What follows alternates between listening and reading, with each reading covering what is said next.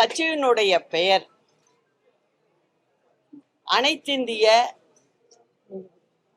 புரட்சி தலைவர் மக்கள் முன்னேற்ற கழகம்.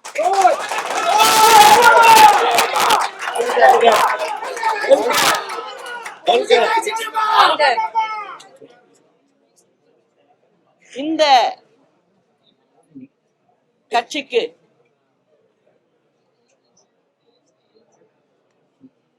உள்ள சின்னம்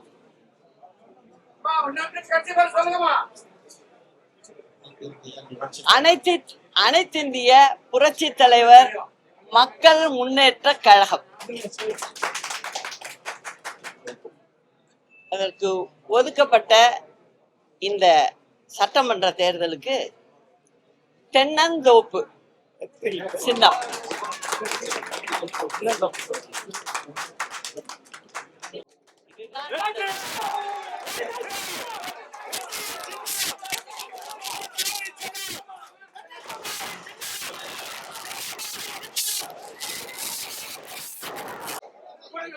தென்னந்தோப்பு இயற்கையாகவே எங்களுக்கு நல்ல சின்னமாக அமைந்திருக்கு. நல்லா அதுல கவனிக்கணும். நீங்க அந்த சின்னத்துல நாங்க எப்போதுமே ஒற்றுமைய விரும்புறவங்க,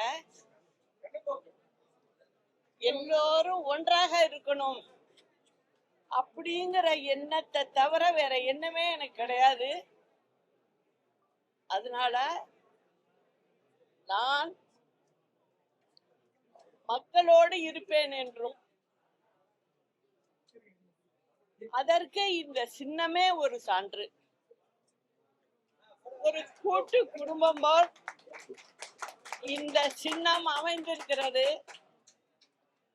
இது மக்களோட சின்னம் அப்படிங்கிறதையும் சொல்லிக்கிட்டு,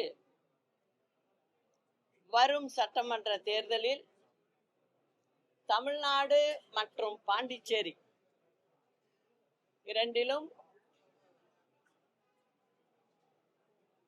அனைத்திந்திய புரட்சி தலைவர் மக்கள் முன்னேற்ற கழகம் சார்பில்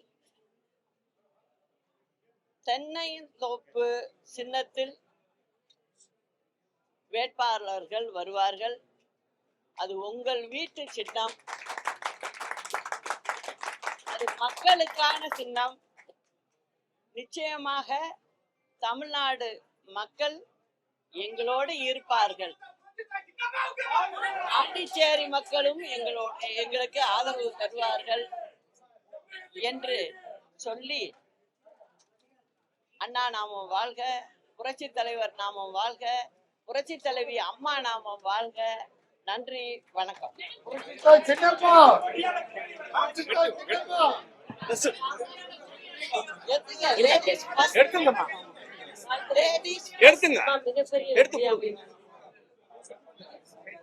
வாங்கி கொடுத்தலாமா?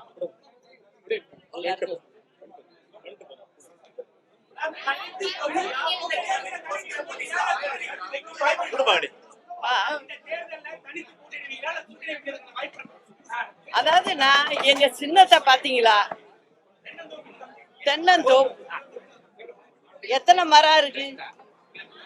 அதனால நாங்க எப்போதுமே ஒரு தோப்பு அப்படிங்கறதான் நினைப்புல வைப்போம்.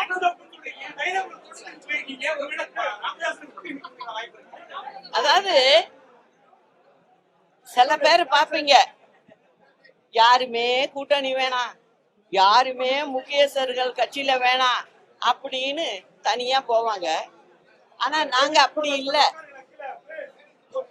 எங்களுடன் நிச்சயமாக எல்லோரும் நாங்க கூட்டணியோட தான் நாங்க சந்திப்போம். நிச்சயம் தமிழ்நாட்டு மக்களுக்கு நல்லது நடக்கணும். எங்க கழக தொண்டர்கள் தலைவர் காலத்திலேருந்தே வந்தவங்க எல்லாருக்கும் பாதுகாப்பாகவும் தமிழக மக்களுக்கு பாதுகாப்பாகவும் நாங்கள் இருப்போங்கிறத நான் சொல்லிக்கிறேன். எப்போதுமே தனி மரம் தோப்பு ஆகாது.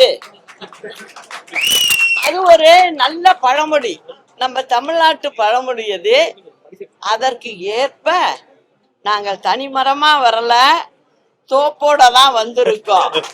அந்த தோப்புங்கிறது எங்க கழக தொண்டர்கள் மற்றும் தமிழக மக்கள். இப்போ எடப்பாடி பழனிசாமி வந்து அவருக்கு எதிராக நீங்க எல்லாம் எதிராக இருந்தீங்க. இப்போ அவருக்கான இருந்த அந்த எதிர்ப்பெல்லாம் நீங்கிருச்சு, அவர் சாதிச்சுட்டாருன்னு சொல்றாங்க ஏடிஎம்கேல இருக்கவங்களா. உண்மைதானா? நீங்க எப்படி பாக்குறீங்க? அது எல்லாம் இந்த 26 தேர்தல்ல தெரியும்ல, யாரு சாதிக்கிறாங்க யாரு சாதிக்கல அப்படிங்கிறது. விஜயுடன் கூட்டணி அமைப்பதற்கு வாய்ப்பு இருக்கு. நான் தான் சொல்லிட்டேனுங்க, அதாவது எங்களுடன் ஒரே கருத்துள்ள கட்சிகள் இணைந்து நாங்க செயல்படுவோம், இணைந்து செயல்படுவோம் எல்லாரோடையும். அத நான் இப்ப சொல்லக்கூடாதுல்ல, தேர்தல் முடிஞ்சதும் ரிசல்ட் வந்ததும் எல்லாருமே பாப்பீங்க.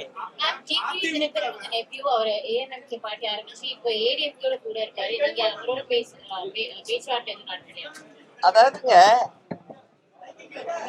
ஒரு கட்சி அப்படின்னா அவங்களுடைய மனசு எப்படியோ அப்படியே அவங்க செயல்படுவாங்க. நான் அதை பத்தி ஒண்ணும் சொல்றதுக்கு இல்லை. ஆனா என்னை பொறுத்த வரைக்கும் இந்த கட்சின்றதும் சரி, எதுக்காக நம்ம ஆரம்பிக்கிறோம், எதுக்காக செய்யறோம் அப்படிங்கும் போது எல்லாமே என்னை பொறுத்த வரைக்கும் மக்கள் தான். அதனால மக்களுக்கான ஒரு கட்சியா நாங்க இயங்குவோம், நாங்க செயல்படுவோம். செயல்களாச்சும் சரி, இப்போ எம்ஜிஆர் புரட்சி தலைவர் எம்ஜிஆரோட செயல்களும் சரி, கட்சி ஆரம்பிக்கிறேன் நீங்க சொல்லியிருக்கீங்க. இப்ப இதோட என்னன்னா வந்து கோரிக்கை ஜனங்க கிட்ட ஆல்ரெடி பேச்சுவார்த்தை நடந்துருக்கா, இல்ல என்ன மாதிரி கோரிக்கைகள் நீங்க எதிர்பார்க்கீங்க? இருக்கு ஜனங்கள்ட்ட நான் இப்ப சுற்றுப்பயணம் மேற்கொண்டா ஜனங்கள்ட்ட நான் நேரடியா பேசுவேன். அவங்களுடைய குறையெல்லாம் நிறைய கேட்டுது, அதை பத்தி எல்லாம் பேசினேன். இன்னைக்கு திமுக ஆட்சி என்ன செஞ்சுக்கிட்டு இருக்கு, இன்னைக்கு இல்ல இந்த 5 ஆண்டு காலம் என்ன செஞ்சுக்கிட்டு இருந்தது அப்படிங்கறத எடுத்து சொல்லுவேன்.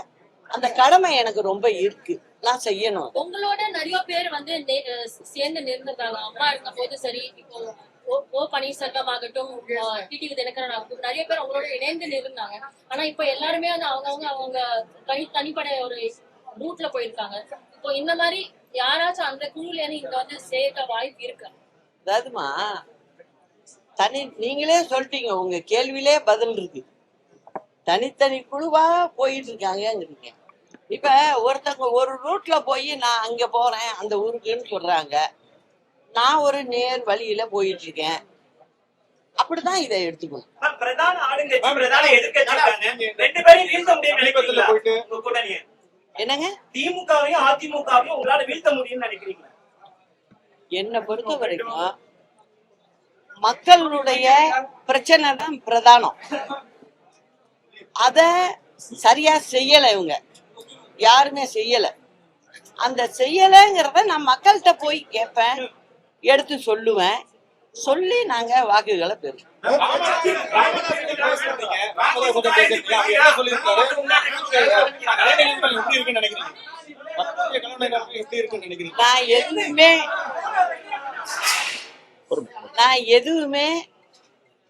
நான் உங்களுக்கெல்லாம் சொல்லியிருக்கேன், நான் ரொம்ப அவசரப்பட மாட்டேன், நிதானமா தான் செய்வேன் அப்படின்னு சொல்லியிருந்தேன். இதை இப்ப இன்னைக்கே சொல்லிட்டேன், எங்களுடைய சின்னம் தென்னந்தோப்பு அப்படிங்கிறத சொல்லிட்டேன், கட்சியினுடைய பெயரையும் சொல்லிட்டேன். அதனால இனிமே எங்களுடைய பயணம் வெற்றி பயணமா அமையும். அதுக்கு தமிழக மக்கள் பெரும் ஆதரவு கொடுப்பாங்க. ஏன்னா தமிழக மக்கள் நியாயத்தை பாக்குறவங்க முதுகுல குத்த மாட்டாங்க, எதுவும் எதிரில பேசக்கூடியவங்க, நல்ல மனம் படைத்தவர்கள். அதனால நல்ல தீர்ப்பை அவங்க கொடுப்பாங்கங்கிற நம்பிக்கை எங்களுக்கு இருக்கு.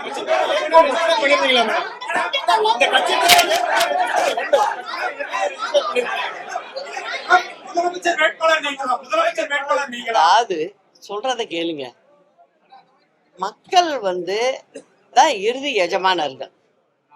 எத்தனை பேரு கட்சி வேட்பாளர் அறிவிச்சாலும் இறுதி யாரு கையில இருக்கு? மக்கள் கையில தான் இருக்கு.